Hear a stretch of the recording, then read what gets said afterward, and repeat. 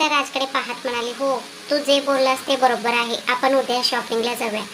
कारण परवापासून आपल्याला वेळच मिळणार नाही. एकदा का सगळे विधी सुरू झाले की शॉपिंगसाठी वेळ काढणे खूप कठीण जाईल. हे ऐकून सगळेच खुश झाले. काही वेळाने सर्वजण आपापल्या रूममध्ये परतले. इतक्या दूरचा प्रवास केल्यामुळे थकवा येणे साहजिकच होते. त्यामुळे अनिता आणि यशवंत यांनी सर्वांचा निरोप घेतला आणि ते आपल्या घरी निघून गेले. निशाचं आग्रहास्तव नीलने रिया आणि निशासाठी एकच रूम बुक केली होती. त्यांनी तसे आधीच ठरवून ठेवले होते. त्या दोघीही रूममध्ये आल्या आणि बेडवर अंग टाकून निवांत पडल्या. कारण त्या दोघींनाही खूपच थकवा जाणवत होता. काही वेळाने निशाचा फोन वाजला. तो तिचा आत्याचा व्हिडिओ कॉल होता. त्यामुळे ती पलीकडच्या रूममध्ये गेली, जिथे तिचे आई वडील थांबले होते. ती गेल्यावर रियाही उठली आणि बाल्कनीत गेली. तिथे उभी राहून तिने आजूबाजूला नजर फिरवली. तिथले दृश्य अगदीच वेगळे होते. खरोखरच रात्रीचे बेंगळूर शहर तिच्या डोळ्यांसमोर उभे राहिले होते. तिच्या चेहऱ्यावर एक प्रकारची चमक झळकली. एक मंद गार वाऱ्याची झुळूक तिच्या अंगावरून वाहत होती. ही जाणीव तिला खूपच शांतता देऊन गेली. तिने डोळे मिटले, आपले बाहू पसरले आणि त्या थंड हवेच्या स्पर्शात ती स्वतःला विसरून जाऊ लागली. इतक्यातच तिला आपल्या कमरेवर काहीतरी फिरवत असल्याची जाणीव झाली. तिने तत्क्षणी डोळे उघडले. भयभीत होऊन ती मागे वळणारच होती की तिला एका ओळखीच्या स्पर्शाची जाणीव झाली. तिच्या चेहऱ्यावर एक हास्य उमटले आणि तिचे गाल अचानक लाजेने लाल झाले. तिच्या ओठातून एक मृदू आवाज बाहेर पडली, ठाकूर साहेब. हे ऐकून तिच्या मागे उभा असलेला राज हसला. त्याने तिला स्वतःकडे वळवले आणि आपल्या छातीशी घट्ट कवटाळले. रियाचे हातही त्याच्या पाठीभोवती घट्ट विळखा घालून राहिले. त्या दोघांनीही त्या मिठी एक रूप होऊन बराच वेळ तिथेच घालवला. मग राज हळूच बाजूला झाला आणि त्याने रियाचं डोळ्यात पाहिले. आज रियानेही त्याच्या नजरेला ते एक नजर भिडवले, कोणत्याही संकोच न बाळगता. तिच्या डोळ्यातील ती लाजरी निरागसता पाहून राजने तिच्या चेहऱ्याला आपल्या हातांच्या ओंजळीत घेतले आणि तो म्हणाला, आता फक्त आणखी 5 दिवस आणि मग तू कायमची माझी होशील. असे म्हणत त्याने तिच्या कपाळावर एक चुंबन घेतले. लाजेने पार आरक्त झालेली रिया नम्र शर्मेने आपले पापण्याखाली झुकून उभी राहिली. आता तू आनंदी आहेस ना? लवकरच साऱ्या जगाच्या साक्षीने मी तुला माझी करून घेणार आहे. आता तर तुझ्यावर माझं पूर्ण अधिकार आहे ना?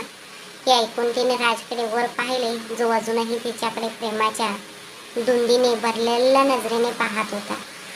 त्याच्याजवळ जात रियाने आपले दोन्ही हात त्याच्या छातीवर ठेवले.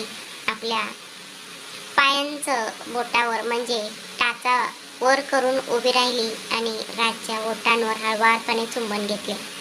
राज तिथेच पूर्णपणे निश्चिल होऊन उभा राहिला. जशी रिया मागे सरकू लागली तसा राजने तिच्या कमरेभोवतीच आपला विळखा अधिक घट्ट केला. तिला आपल्या शरीराशी पूर्णपणे बिलगावून घेतले. आपल्या ओठांनी तिच्या गुलाबी ओठांचा ताबा घेतला आणि अत्यंत उत्कटतेने तिचे चुंबन घेऊ लागला. रियाचे डोळे आपोआप मिटले गेले आणि तिच्या हातांची राजच्या छातीवरील पकड सहजपणे अधिकच घट्ट झाली. दरम्यान निशाने फोनवरून बोलून झाल्यानंतर आपल्या रूमकडे परत जात असतानाच कोणीतरी तिच्या तोंडावर हात ठेवला. तिला वडतच बाजूच्या रूममध्ये नेले आणि दरवाजा बंद केला. भीतीमुळे निशाचा श्वास तिच्या घशातच अडकला. मग जेव्हा तिने नीलला आपल्यासमोर उभे असलेले पाहिले तेव्हा तिने सुटकेचा निश्वास सोडला आणि लगेचच रागाच्या भरात त्याचं हाताला जोरात चावले. अगं वेडे, हा काय प्रकार आहे? अजूनही संतापाने धुमसत असलेला निशाने त्याचा कॉलर पकडला आणि उलट विचारले, आणि तुझं काय? तुला स्वतःबद्दल काय म्हणायचं आहे? मला तर तिथेच त्याच क्षणी हृदयविकाराचा झटका आला असता. मग नीलने निशाच्या कमरेभोवती आपले हात गुंफले आणि बोलत असताना तिला आपल्या अधिकच जवळ ओढले. अगं असं काय करतेस? तुला हृदयविकाराचा झटका कसं काय येऊ शकेल? शिवाय तुला हे माहीत असायला हवं की माझ्याशिवाय दुसरं कोणीही असं कधीच केलं नसतं. तू तर अगदीच विनाकारण घाबरत होतेस. असो, मला तुझी खूपच आठवण येत होती ग, असे म्हणत असतानाच तो तिच्या दिशेने पुढे झुकू लागला. म्हणून त्याला हलकासा धक्का देत निशा बाजूला झाली. अशी काहीतरी बावळटपणाची कृती फक्त तूच करू शकतोस. तू पूर्ण वेडा आहेस का? अशा भर रात्री कोणाच्या रूम मध्ये कसं कोण येतं? असं कोण येतं? चल निघून जा इथून. आणि मलाही जाऊ दे, रिया आता एकटेच आहे, असं म्हणत ती जाण्यासाठी वळली. नीलने तिचं मनगट पकडले आणि म्हणाला, भर रात्र? आता तर फक्त 11च वाजले आहेत. शिवाय माझा भाऊ आणि वहिनी त्या रूम मध्ये आहेत. ते दोघे एकमेकांसोबत थोडा खास वेळ म्हणजे क्वालिटी टायमिंग घालवत आहेत. पण तू कधी माझा विचार करतेस का? ठीक आहे, गुड नाईट, मी निघतो आता. तुला फक्त दुसऱ्यांची काळजी असल्यासारखं वाटतं. त्याने एकाएकी स्वरात एक दीर्घ श्वास सोडला आणि तो तिथून निघण्यासाठी वळला. हे पाहून निशाला खूप वाईट वाटले. हे खरं होतं, इतक्या दिवसानंतर नीलला अखेर तिला पुन्हा भेटता आलं होतं. तो बिचारा तिला भेटून किती खुश झाला होता, पण आपण मात्र त्याला दुखवलं. नीलला दूर जाताना पाहून निशा त्याचा मागे धावली आणि तिने मागूनच त्याला मिठी मारली. मलाही तुझी खूप आठवण येते नील. आता हा सगळं नाटकपणा बंद कर. मला माहित आहे की तू खरोखर रागवलेले नाही आहेस. तू फक्त मला चिडवण्यासाठी तसं म्हणत आहेस. तिचे बोलणे ऐकून त्याच्या चेहऱ्यावर एक हास्य उमटले. हे ऐकून नीलच्या डोळ्यात एक खोडकर चमक दिसली. तो मागे वळला. त्याने निशाच्या कमरेभोवती आपल्या हाताची विळखा घातला आणि तिला आपल्या अगदी जवळ बोलले. त्या अचानक झालेल्या कृतीमुळे निशाचा श्वास वेगवान झाला. ती काहीतरी बोलण्यासाठी नुकताच तोंड उघडणार होती, तेवढ्यात शब्द तिच्या कंठातच अडकले. नीलने तिच्या अर्धवट उघडलेल्या ओठांवर आपले ओठ टेकवले होते. त्यामुळे ते दोघे प्रेमाच्या विश्वात हरवून गेले होते आणि मग ते दोघेही त्यांच्या स्वतःच्याच विचारात रमून गेले. काही वेळानंतर राज आणि नील तिथून निघाले. दुसऱ्या दिवशी सकाळी सर्वजण तयार होऊन खाली आले. तिथे 4 गाड्या उभ्या होत्या. एका गाडीत यशवंत, नीता आणि आजी बसले होते. दुसऱ्या गाड्यामध्ये नीलचे वडील, निशाचे आई वडील आणि रियाचे आई वडील होते. त्यानंतर राज, रिया, निशा आणि नील एका गाडीत बसले आणि थोड्याच वेळात सर्वजण खरेदीसाठी रवाना झाले. थोड्या वेळाने ते बेंगळूरमधील सर्वात प्रसिद्ध अशा एका शॉपिंग मॉलमध्ये पोहोचले. गाडी पार्क केल्यानंतर सर्वजण मॉलच्या आत आले. पुरुष मंडळी बाजूला झाली आणि तिथे असलेली एक सेल्स गर्ल रियाला ब्रायडल लेहंगा दाखवत होते. पण रियाला मात्र काही सुचत नव्हते. ती सतत इकडे तिकडे राजला शोधत होती. तो थोड्या अंतरावर उभा होता आणि एकट्यात तिच्याकडे पाहत होता. मग त्याने आपल्या मोबाईलवर काहीतरी करून आणि रियाला आपला फोन पाहण्याची खूण केली. तसे तिने आपला फोन पाहिला, ज्यावर राजचा एक मेसेज आलेला होता. तो मेसेज वाचताच रियाच्या चेहऱ्यावर एक मोठे हास्य उमटले. त्यानंतर तिने काही लेहंगा निवडले आणि ती ट्रायल रूममध्ये गेली. तिने एक एक करून घालून पाहिले आणि प्रत्येक वेळी तो राजला दाखवण्यासाठी ती बाहेर आली. खरे सांगायचे तर तिच्यावर प्रत्येक रंग अत्यंत खुलून दिसत होता. तिने घातलेल्या प्रत्येक लेहंगामध्ये ती अगदी परिपूर्ण परी दिसत होती. शेवटी तिने सोनेरी रंगाची नाजूक नक्षीकाम केलेले लाल रंगाची एक लेहंगा घालून बाहेर पाऊल टाकले. तिला पाहताच राजचे हृदय जणू क्षणभर थांबले. तो फक्त रियाकडे एकटाक पाहत राहिला. त्याला तिच्यावरून आपली नजर हटवताच येईना. तिथे उपस्थित असलेले इतर सर्वजणही फक्त कौतुकाने तिच्याकडे पाहतच राहिले. खरे तर ती आधीच अत्यंत सुंदर होती, पण त्या लेहंगामुळे तिचे सौंदर्य अधिकच खुलून दिसत होते. जेव्हा रियाने त्याला आपली पसंती दर्शवण्याची इशारा केली, तेव्हा राजने स्मित हास्य केले आणि संमतीदर्शक मान डोलावले.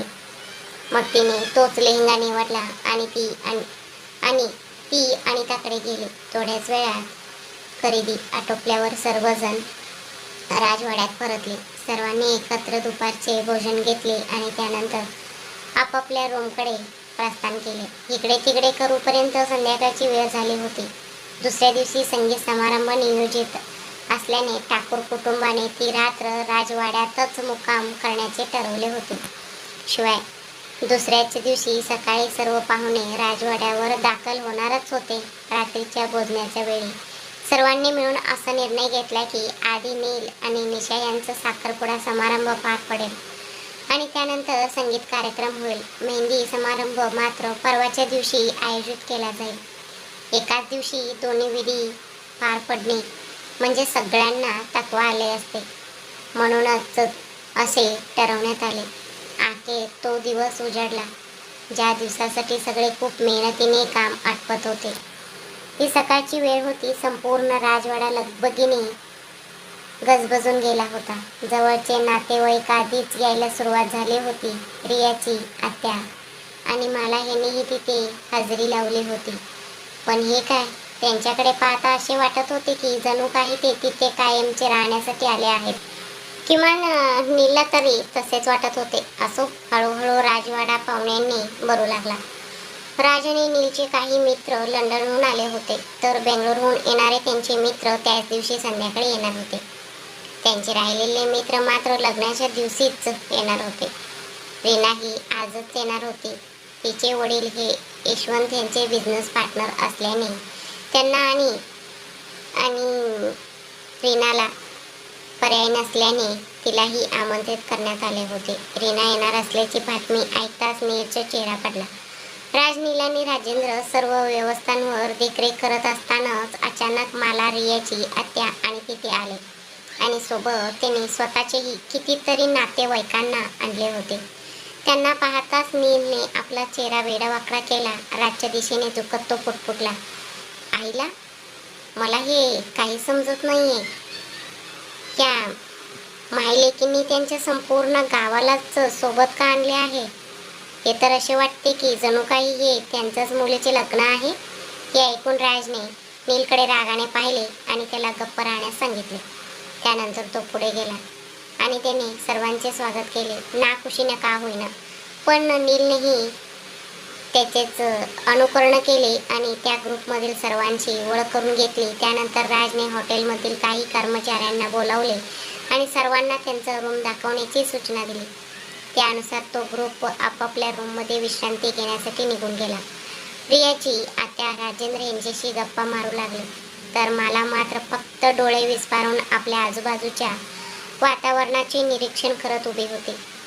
मालाच्या अगदी जवळ झुकून नील काहीतरी बोलला, मात्र त्याने दीदी ह्या शब्दावर एक विचित्र प्रकारचा जोर दिला आणि तो शब्द सूर देऊन थोडा लांबवला, ज्यामुळे मालाने मागे वळून त्याच्याकडे रागाने पाहिले. कशी आहेस, त्याने विचारले. हे ऐकून मालाने उत्तर दिले, मी ठीक आहे, पण तू मला दीदी म्हणून का हाक मारतो आहेस? अगं, तू माझ्या वहिनीची बहीण आहेस ना, म्हणूनच. जर तुला ते खटकत असेल तर मी तुला तसे पुन्हा कधीच म्हणणार नाही, हे माझे वचन आहे. असो, तू इथे किती दिवस थांबणार आहेस? त्याच्या बोलण्यावर तर मालाने नीलकडे रागाने पाहत उत्तर दिले, म्हणजे किती दिवस म्हणजे काय? लग्नाचे विधी जोपर्यंत सुरू आहेत, जोपर्यंत ते पूर्ण होत नाहीत तोपर्यंत मी इथेच थांबणार आहे. अगं, पण तुझ्या सामानावरून तरी तसे अजिबात वाटत नाहीये. नीलची नजर माला आणि तिच्या आईच्या सामानाकडे वळली. या टोमण्यावर मालाने त्याच्याकडे संतापाने पाहिले. चिडून आपला पाय जमिनीवर आपटला आणि ती रागाने तिथून निघून गेली. खरं सांगायचे तर हा नील खरोखरच गोष्टींचं अतिरेक करतो. जर तुम्हाला कधी कोणाला चिडवायचे असेल तर फक्त त्याला सांगायचे काम. तिला निघताना पाहून नील हसला आणि राजकडे गेला. दुपारच्या जेवणाची व्यवस्था सर्वांसाठी करण्यात आली होती आणि संध्याकाळ होताच संगीत कार्यक्रमाला सुरुवात होणार होती. त्यामुळे राजेंद्र आणि यशवंत यांच्या सांगण्यावरून नील आणि राजसुद्धा थोडा वेळ विश्रांती घेण्यासाठी निघून गेले. आता संध्याकाळ झाली होती. जशी संध्याकाळ झाली तसे सर्वजण तयार होण्यासाठी गेले. रियाच्या रूममध्ये रियाने आज एक सुंदर गुलाबी रंगाचा लेंगा घातला होता. तिच्या हातात मॅचिंग बांगड्या आणि कानात मोठे झुमके शोभून दिसत होते. तिने ओठांवर फिकट गुलाबी रंगाची लिपस्टिक लावली होती आणि कपाळावर डायमंड स्टोनने बनलेले छोटंसं मांगटिका घातला होता. ती मुळातच अत्यंत सुंदर होती, पण आज त्या हलक्या फुलक्या मेकअपमध्ये ती आणखीन सुंदर दिसत होती. आज ती राजला पूर्णपणे बुरळ घालणार होती, ह्यात शंकाच नव्हती. दरम्यान निशाने स्काय ब्लू कलर लेंगा घातला होता, चेहऱ्यावर हलकासा मेकअप आणि ओठांवर लाल लिपस्टिक लावलेला. निशानेही कपाळावर एका छोटंसं मांगटिका, ज्यामुळे तिचे सौंदर्य अधिकच खुलून आले होते. आज ती अत्यंत मोहक दिसत होती. तयार झाल्यानंतर त्या दोघी राज आणि नीलची वाट पाहत थांबल्या, कारण अनिता त्यांना तसे करण्यास सांगितले होते. त्या चौघांनीही एकत्रच स्टेजवर येणार होते. राजने आज गोल्डन कलर कुर्ता पायजाम घातला होता आणि त्यावर बेबी पिंक कलरचे जॅकेट घातले होते. त्याचा कपडे रियाच्या कपड्यांची अगदी हुबेहूब मॅचिंग होता. शिवाय त्याने जेल वापरून आपले केस इतक्या मस्तपैकी विंचरले होते की आज त्याला नुसते पाहता क्षणी बेंगळूरमधील कोणत्याही मुलीला बुरळ घालण्यासाठी पुरेसे होते. दरम्यान नीलने क्रीम कलरच्या कुर्त्यावर स्काय ब्लू कलर रंगाचे हाफ जॅकेट घातले होते. या विशेष कार्यक्रमासाठी त्या चौघांनीही एकमेकांची मॅचिंग कपडे घातले होते. अखेरीस सर्वजण मेन हॉलमध्ये जमले. हॉलमधील सजावट खरोखरच पाहण्यासारखी होती. समोरच्या बाजूला एक भव्य स्टेज, त्याच्यासमोर पाहुण्यांसाठी खुर्च्यांचं रांगा मांडल्या होत्या आणि आता ह्याच जागेवर लोकांची गर्दी हळूहळू जमा होऊ लागली होती. अगदी त्याच वेळी यशवंतीने हातात माईक घेऊन स्टेजवर पाऊल ठेवले आणि एक घोषणा केली. तर उपस्थित बंधू आणि भगिनींनो, मी तुम्हा सर्वांचे मनापासून स्वागत करतो. तुमच्या व्यस्त दिनचर्यातून वेळ काढून आज आमच्या कार्यक्रमाला उपस्थित राहिल्याबद्दल मी तुमचे आभार मानतो. तुम्हा सर्वांनाच ठाऊकच आहे की आज माझा मुलगा राज आणि रिया यांचा संगीत समारंभ आहे. तथापि त्या कार्यक्रमाकडे वळण्यापूर्वी आम्हाला तुमच्याशी आणखी एक गोष्ट सांगायची आहे. ही गोष्ट खरे तर आमच्या बाच्याशी संबंधित आहे. त्यांचं लग्नही आता निश्चित झालं आहे. आज ह्या सोहळ्याची सुरुवात त्यांचं साखरपुड्याने होणार आहे आणि त्यानंतर लगेचच संगीत कार्यक्रम पार पडेल. तसे पाहता आम्ही साखरपुड्याचा कार्यक्रम इतर कोणत्याही दिवशी आयोजित करू शकलो असतो, परंतु आजच हा सोहळा पार पडावं अशी आमच्या बाच्याची विशेष इच्छा होती. त्यामुळे त्या दिवसापेक्षा अधिक शुभ आणि परिपूर्ण दिवस असेल असे आम्हाला काही वाटत नाही. बरं, आता आणखी उशीर नको, चला कार्यक्रमाला सुरुवात करूया. त्यांचे हे शब्द पूर्ण होताच हॉलमधील संपूर्ण लाईट्स ऑफ झाल्या. मग अचानक स्टेजच्या अगदी मधोमध स्पॉटलाईट लागला.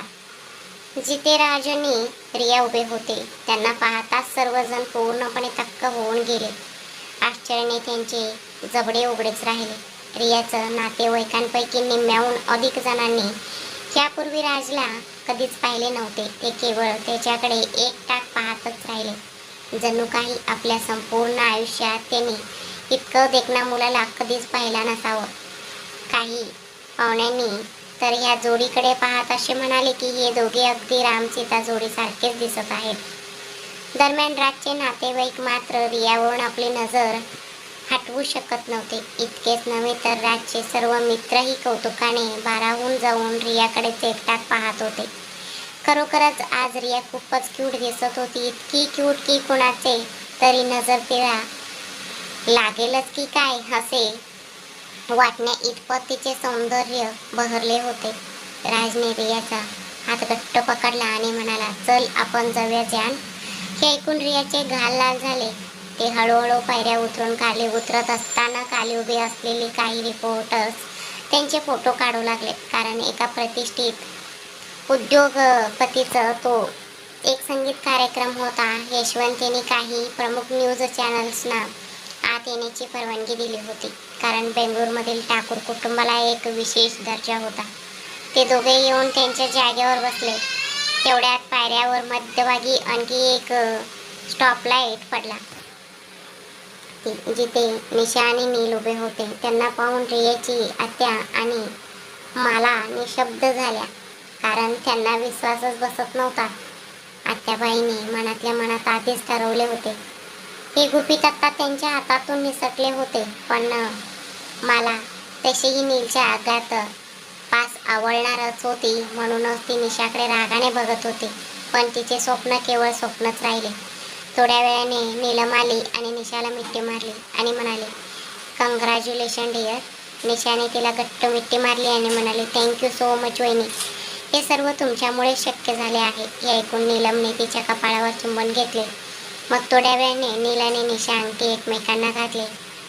तेवढ्यात राजने माईक घेतला आणि स्टेजवरून घोषणा केली, लेडीज अँड जेंटलमॅन्स, तो क्षण अखेर आला आहे. आज माझ्या भावाचा साखरपुडा आहे, म्हणून हा प्रसंग साजरा करण्यासाठी त्या दोघांनाही एक कपल डान्स करणे अगदी योग्य ठरेल हो ना. हे शब्द ऐकताच सर्व बाजूंनी जल्लोष उसळला आणि संपूर्ण हॉल टाळ्यांच्या कडकडाटाने दुमदुमला. नील आणि निशा स्टेजच्या अगदी मध्यभागी आले, पण हॉलमधील सर्व दिवे मंद झाले आणि एक स्पॉटलाइट थेट त्या दोघांवर पडला. संगीत सुरू झाले. तुझे देखा तो ही जाना सनम,